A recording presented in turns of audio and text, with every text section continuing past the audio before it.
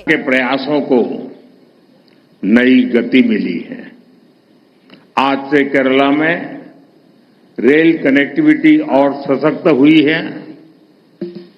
तिरुवनंतपुरम को देश का बड़ा स्टार्टअप हब बनाने के लिए पहल हुई है।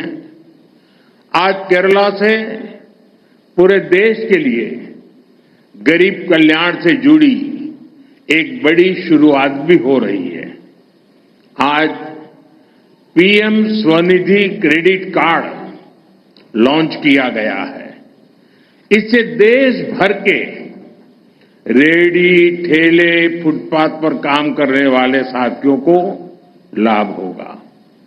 मैं विकास की, रोजगार निर्माण की इन सभी योजनाओं के लिए केरला की जनता को, देशवासियों को बहुत बहुत बधाई देता हूं। കേരളത്തിന്റെ വികസനത്തിനായി കേന്ദ്ര സർക്കാർ നടത്തുന്ന പരിശ്രമങ്ങൾക്ക് ഇന്നൊരു പുതിയ ദിശാബോധം കൈവന്നിരിക്കുകയാണ്. കേരളത്തിന്റെ റെയിൽവേ യാത്രാ സൗകര്യം ഇന്നു മുതൽ കൂടുതൽ ശക്തമാവുകയാണ്. രാജ്യത്തെ വലിയ സ്റ്റാർട്ടപ്പ് കേന്ദ്രമായി തിരുവനന്തപുരത്തെ മാറ്റുന്നതിനുള്ള ആദ്യ ചുവട് ഇന്ന് വെക്കുകയാണ്. രാജ്യത്തെ മുഴുവൻ പാവപ്പെട്ടവരുടെയും ഉന്നമനത്തിനായി നടപ്പാക്കുന്ന ഒരു മഹത്തായ സംരംഭത്തിനും തിരുവനന്തപുരത്ത് ഇന്ന് തുടക്കമായിട്ടുണ്ട്. ഇന്നാണ് രാജ്യത്ത് പ്രധാനമന്ത്രി സ്വനിധി ക്രെഡിറ്റ് കാർഡ് പദ്ധതിക്ക് തുടക്കമായത്. ഇതുമൂലം രാജ്യത്തെ ഉന്തുവണ്ടി കച്ചവടക്കാർ, തട്ടുകടക്കാർ, വഴിയോര കച്ചവടക്കാർ എന്നിവർക്കാണ് അതിന്റെ ഗുണം കിട്ടുക. വികസനത്തിനും തൊഴിൽ ഉൽപാദനത്തിനുമൊക്കെ കാരണമാകുന്ന ഈ പദ്ധതികൾക്ക് രാജ്യത്തെ എല്ലാവരുടെയും പേരിൽ ഞാൻ ആശംസകൾ നേരുന്നു. एनडीए सुहृदगणे विकसित भारत बनाने के लिए आज पूरा देश एकजुट होकर प्रयास कर रहा है। विकसित भारत के निर्माण में हमारे शहरों की बहुत बड़ी भूमिका है। बीते 11 वर्षों से केंद्र सरकार अर्बन इंफ्रास्ट्रक्चर पर बहुत निवेश कर रही है. പ്രിയപ്പെട്ട സുഹൃത്തുക്കളെ, വികസിത ഭാരത നിർമ്മാണത്തിനായി ഇന്ന് രാഷ്ട്രം ഒറ്റക്കെട്ടായി പരിശ്രമിക്കുകയാണ്. വികസിത ഭാരതത്തിന്റെ നിർമ്മാണത്തിൽ നമ്മുടെ നഗരങ്ങൾക്ക് വലിയ പങ്കാണ് വഹിക്കാനുള്ളത്.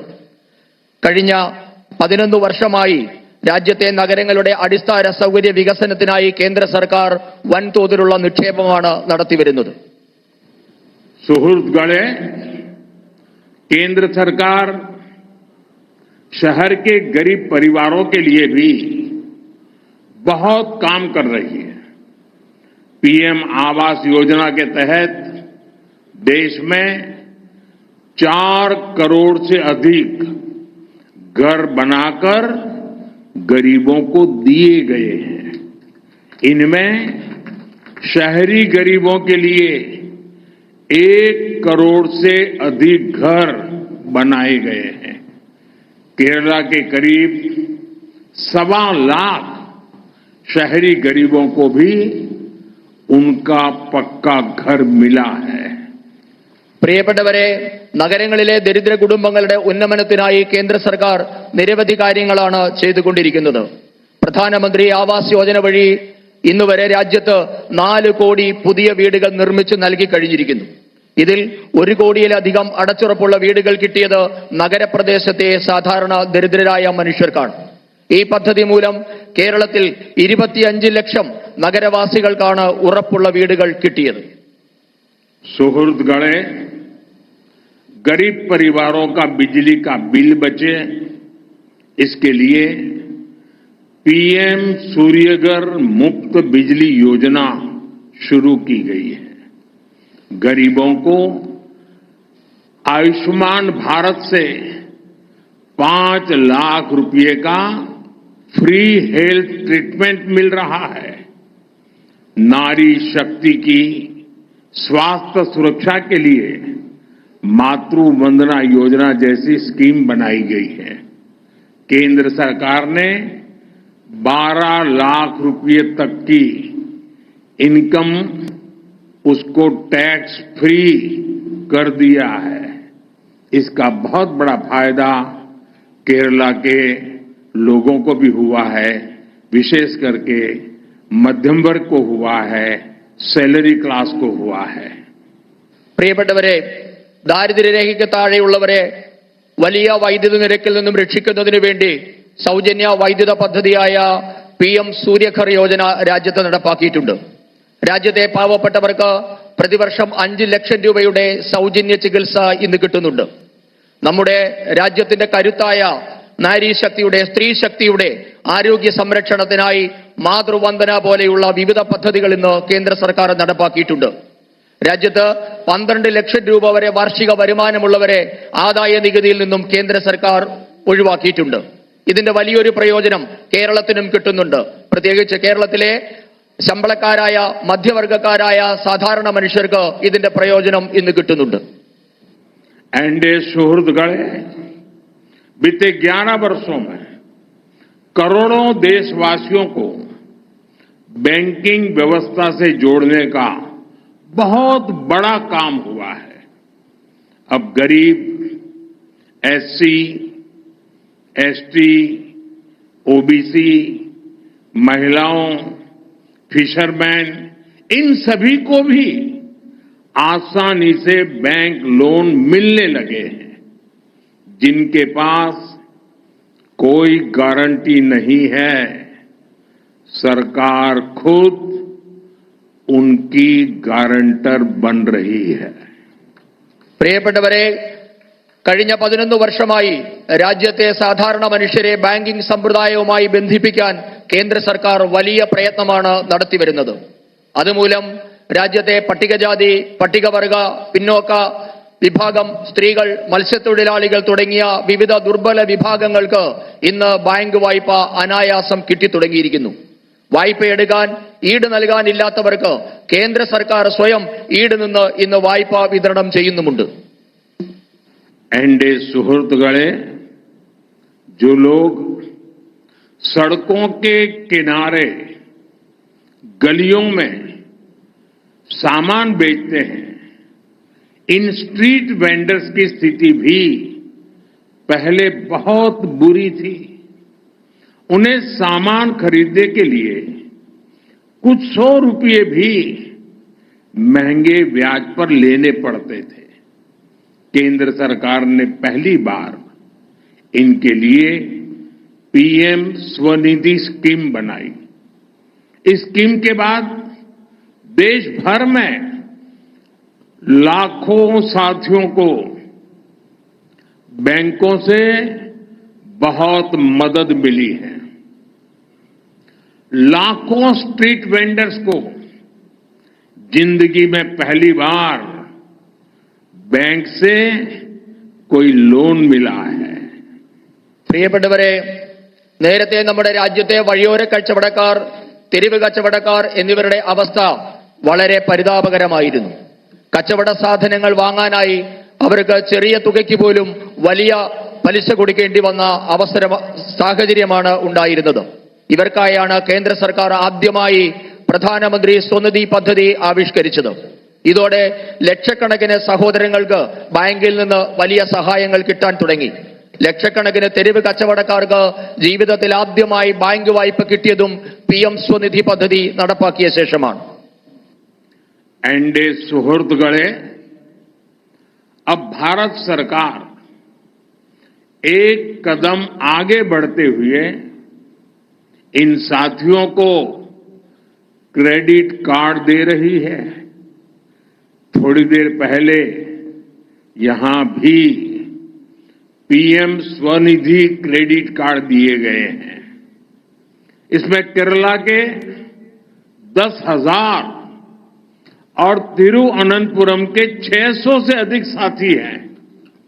पहले सिर्फ अमीरों के पास ही क्रेडिट कार्ड होता था.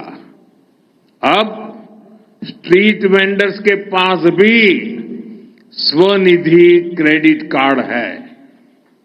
പ്രിയപ്പെട്ടവരെ, ഈ തെരുവ് കച്ചവടക്കാരായിട്ടുള്ള സാധാരണക്കാരെ സഹായിക്കാൻ കേന്ദ്ര സർക്കാർ ഇപ്പോൾ ഒരു ചുവട് കൂടി വെച്ചിരിക്കുകയാണ്. ഇവർക്ക് ഇന്നു മുതൽ ക്രെഡിറ്റ് കാർഡുകൾ നൽകുകയാണ്. അല്പം മുമ്പാണ് ഇതേ വേദിയിൽ പ്രധാനമന്ത്രി സ്വനിധി ക്രെഡിറ്റ് കാർഡ് പദ്ധതിക്ക് തുടക്കം കുറിച്ചത്. ഈ പദ്ധതിയുടെ കീഴിൽ കേരളത്തിലെ 10,000-കണക്കിനും തിരുവനന്തപുരത്തെ 600ഓളം തെരുവ് കച്ചവടക്കാർ ഈ പദ്ധതിയിൽ ഇപ്പോൾ അംഗങ്ങളായിട്ടുണ്ട്. നേരത്തെ നമ്മുടെ രാജ്യത്തെ പണക്കാരുടെ കൈകളിൽ മാത്രമുണ്ടായിരുന്ന ക്രെഡിറ്റ് കാർഡ് ഇപ്പോൾ തെരുവ് കച്ചവടക്കാരുടെ കൈകളിലും എത്തിക്കാൻ കേന്ദ്ര സർക്കാരിനായിട്ടുണ്ട്. അവർക്കിന്ന് പ്രധാനമന്ത്രി സ്വനിധി ക്രെഡിറ്റ് കാർഡുകൾ ഉണ്ട്. एनडीए सुहृदगळे केंद्र सरकार कनेक्टिविटी, साइंस एंड इनोवेशन और हेल्थ केयर पर भी बहुत अधिक निवेश कर रही है. केरला में सीएसआईआर के इनोवेशन हब का लोकार्पण, मेडिकल कॉलेज में रेडियो सर्जरी सेंटर की शुरुआत, इनसे केरला को साइंस, इनोवेशन और हेल्थ केयर का हब बनाने में मदद होगी. പ്രിയപ്പെട്ടവരെ, നമ്മുടെ രാജ്യത്തെ നഗരങ്ങളെ തമ്മിൽ, സ്ഥലങ്ങളെ തമ്മിൽ ബന്ധിപ്പിക്കൽ, സയൻസ്, ഗവേഷണം, കണ്ടുപിടുത്തം, ആരോഗ്യരംഗം എന്നീ മേഖലകളിലും കേന്ദ്രം ഇന്ന് വലിയ തോതിൽ നിക്ഷേപം നടത്തുന്നുണ്ട്. അതിന്റെ ഭാഗമായി ഇപ്പോൾ കേരളത്തിൽ CSIRലെ ഇന്നൊവേഷൻ ഹബ്ബ് രാഷ്ട്രത്തിന് സമർപ്പിച്ചു. നമ്മുടെ ശ്രീചിത്ര മെഡിക്കൽ കോളേജിൽ റേഡിയോ സർജറി സെന്ററിന് ഇന്ന് തുടക്കമായിട്ടുണ്ട്. ഈ കാരണങ്ങൾ കൊണ്ടൊക്കെ ശാസ്ത്രം, ഗവേഷണം, കണ്ടുപിടുത്തം, ആരോഗ്യം എന്നീ മേഖലകളുടെ ഒക്കെ ആസ്ഥാന കേന്ദ്രമായി മാറാൻ കേരളത്തിന് സഹായകരമാകും. एनडीए सुहृदगळे आज देश के दूसरे हिस्सों से केरला की रेल कनेक्टिविटी और सशक्त हुई है. थोड़ी देर पहले जिन अमृत भारत एक्सप्रेस ट्रेनों को हरी झंडी दिखाई गई है, इससे केरला में ईज ऑफ ट्रैवल को बल मिलेगा. इससे टूरिज्म सेक्टर को भी बहुत फायदा होगा. गुरुवायूर से त्रिशूर के बीच नई पैसेंजर ट्रेन तीर्थयात्रियों के लिए सफर को और आसान बनाएगी. इन सारे प्रोजेक्ट से केरला के विकास को भी गति मिलेगी. പ്രിയപ്പെട്ടവരെ, നമ്മുടെ രാജ്യത്തെ മറ്റു ഭാഗങ്ങളിലെ അപേക്ഷിച്ച് കേരളത്തിലെ റെയിൽ ഗതാഗതം ഇന്നു മുതൽ കൂടുതൽ ദൃഢമാവുകയാണ്. അല്പം മുൻപ് ഞാൻ പച്ചക്കൊടി കാണിച്ച അമൃത ഭാരത് എക്സ്പ്രസ് ട്രെയിനുകൾ കൂടി ഓടിത്തുടങ്ങുന്നതോടെ കേരളത്തിലെ യാത്രാ സൗകര്യവും ഇനിയും കൂടുതൽ മെച്ചപ്പെടും. വിനോദസഞ്ചാരികൾക്കും ഇതിന്റെ പ്രയോജനം കിട്ടും. ഗുരുവായൂർ തൃശൂർ റൂട്ടിൽ ഓടുന്ന പുതിയ പാസഞ്ചർ ട്രെയിൻ തീർത്ഥാടനം കൂടുതൽ സുഗമമാക്കും. ഈ പദ്ധതികളുടെ എല്ലാം കേരളത്തിന്റെ വികസനത്തിന് കൂടുതൽ വേഗം കൈവരും. साथियों, विकसित केरला से ही विकसित भारत का सपना पूरा होगा.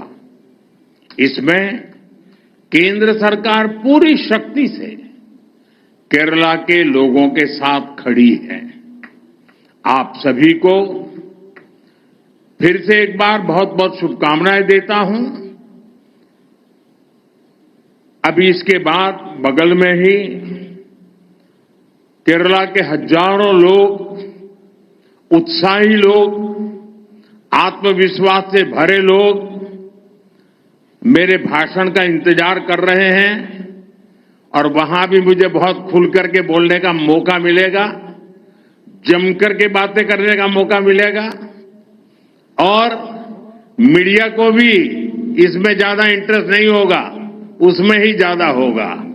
तो मैं आज इस कार्यक्रम में यहीं पर अपनी बात पूरी करूंगा और फिर मैं 5 मिनट के बाद बगल में कार्यक्रम में जाकर के वहां बहुत सी बातें जो केरला के भविष्य से जुड़ी हुई हैं मैं जरूर वहां बताऊंगा. പ്രിയപ്പെട്ടവരെ, വികസിത കേരളത്തിൽ കൂടി മാത്രമേ വികസിത ഭാരതം എന്ന സ്വപ്നം പൂർത്തിയാക്കാൻ സാധിക്കുകയുള്ളൂ. ഇതിനായി കേന്ദ്രം കേരളത്തിലെ ജനങ്ങൾക്കൊപ്പം പൂർണ്ണമായി ഉണ്ടാകുമെന്ന് ഞാൻ ഉറപ്പു നൽകുകയാണ്. നിങ്ങൾക്ക് എല്ലാവർക്കും ഒരിക്കൽ കൂടി ഞാൻ ആശംസകൾ നേരുകയാണ്. ഇതിനുശേഷം ഇതിന്റെ തൊട്ടടുത്ത് 5 മിനിറ്റിനുള്ളിൽ തന്നെ എനിക്ക് ഊർജ്ജസ്വലരായ, എന്നിൽ പ്രതീക്ഷ അർപ്പിച്ചിരിക്കുന്ന ആയിരക്കണക്കിന് പ്രവർത്തകരെ അഭിസംബോധന ചെയ്യേണ്ടതുണ്ട്. അവിടെ ഞാൻ വിശദമായി കേരളത്തിന്റെ ഭാവിയെ പറ്റിയൊക്കെ സംസാരിക്കേണ്ടതുണ്ട്. ഇവിടെയുള്ള മാധ്യമങ്ങൾക്കും ഒരുപക്ഷെ അതിലായിരിക്കും കൂടുതൽ താല്പര്യമുണ്ടാവുക. ഇത്തരം വികസന ഈ പരിപാടിയിൽ വലിയ താല്പര്യം ഉണ്ടാകില്ല എന്ന് എനിക്കറിയാം. എന്തായാലും അടുത്ത പരിപാടിയിൽ എനിക്ക് സംസാരിക്കാൻ പോകേണ്ടതുണ്ട്. बहुत बहुत धन्यवाद।